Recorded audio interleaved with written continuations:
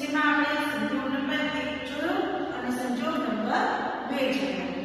આજે આપણે સંજોગ નંબર 3 જોઈએ.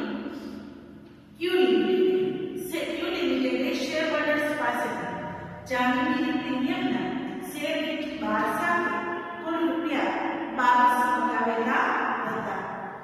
કિંજલે તેના શેર 500 શેર પર અરજી વખતે 15 જેમાં 12 રૂપિયા છે એ પ્રીમિયમના છે અને મંજૂરી વખતે 4 રૂપિયા ભરેલા હતા.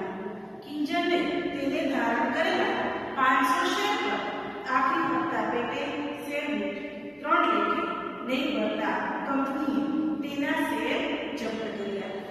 કંપનીના જપ્તે શેર જપ્તીની આ નોંધ પસાર કરો.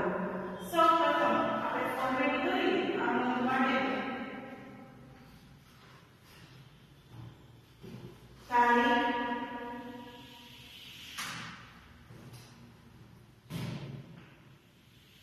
વિગત, ખાતા, ઉધાર અને જમા. તારીખ,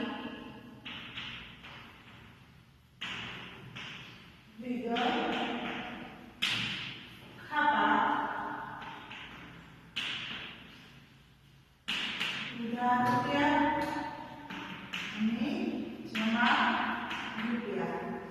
સૌપ્રથમ આપણે ફોર્મેટ દોરી લેશું. ત્યારબાદ આપણે આ નોંધ જોઈએ તો સંજોગ આપ્યો છે આપણે ત્રીજો. ત્રીજા સંજોગ માટેની આ નોંધ જોઈએ તો સૌથી પહેલા તો યુનિલિમિટેડના ચોપડામાં આ નોંધકાર્ય કંપનીનું નામ છે યુનિલિમિટેડ. હવે સૌપ્રથમ શેર મૂડી છે એ પાછી આવે. કેટલા શેર જપ્ત કરે છે? ઇક્વિટી શેર, મૂડી ખાતે, ઉધાર. કેટલા શેર આપણે જપ્ત કરે છે? તો 500 શેર છે. દરેક રૂપિયા 10.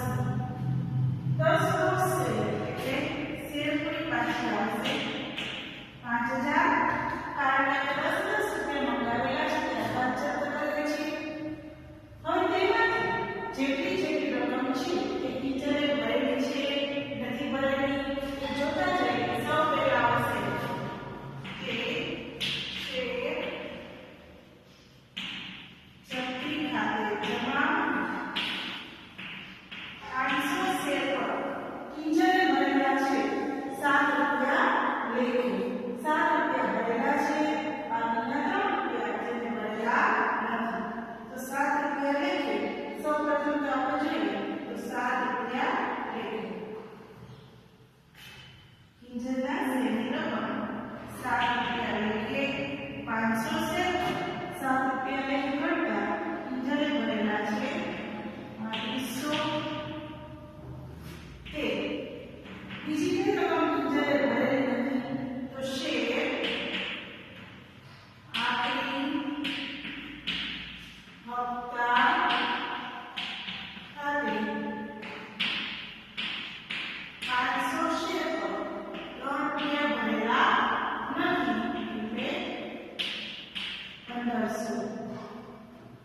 તો વિદ્યાર્થી મિત્રો એટલે તમે જોઈ શકો કે બાબત જેની અંદર આપણે શું લખશું કે કિંજલે 500 શેર પર આખરી હપ્તાની રકમ ન ભરતા તેના શેર જપ્ત કર્યા. હવે અહીંયા સમજવાનો એક મુદ્દો છે કે કિંજલે અરજી સાથે પ્રીમિયમની રકમ છે એ પણ ભરેલી છે. તો જામીનગીરી પ્રીમિયમની કોઈ અસર જપ્તી વખતે આવશે નહીં. કારણ કે કિંજલે પ્રીમિયમની રકમ ભરેલી છે. કુલ અરજી વખતે 3 અને મંજૂરી વખતે 4 એમ કિંજલે કુલ 7 રૂપિયા ભરેલા છે. માટે તેની અસર અહીંયા જોતા આપણે જોઈ શકીએ કે જામીનગીરી પ્રીમિયમની કોઈ અસર આમાં આવશે નહીં. કારણ કે કિંજલે જામીનગીરી પ્રીમિયમની રકમ પહેલા જ ભરી દીધી છે, અરજી સાથે ભરી દીધી છે. જો જામીનગીરી રકમ ભરાઈ ગઈ હોય તો આપણે જપ્તી વખતે ધ્યાનમાં લેતા નથી.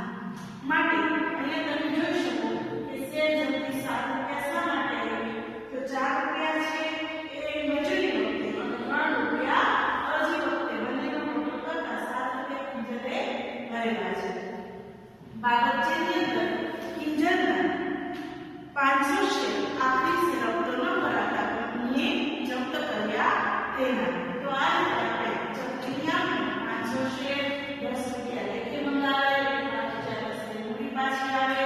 જપ્તી કેટલા છે? 7 રૂપિયા ભરેલા છે. પ્રીમિયમની રકમ ભરેલી છે માટે ધ્યાનમાં લેશું નહીં. અને બાકીના 3 રૂપિયા છે એ આખરી હપ્તા ખાતે. તો આ રીતે આપણા 5000 રૂપિયા છે એ શેરની મૂડી પરત આવશે. તો સૌપ્રથમ સંજોગ નંબર 3 ની આ નોંધ છે એ તમારી બુકમાં લખશો.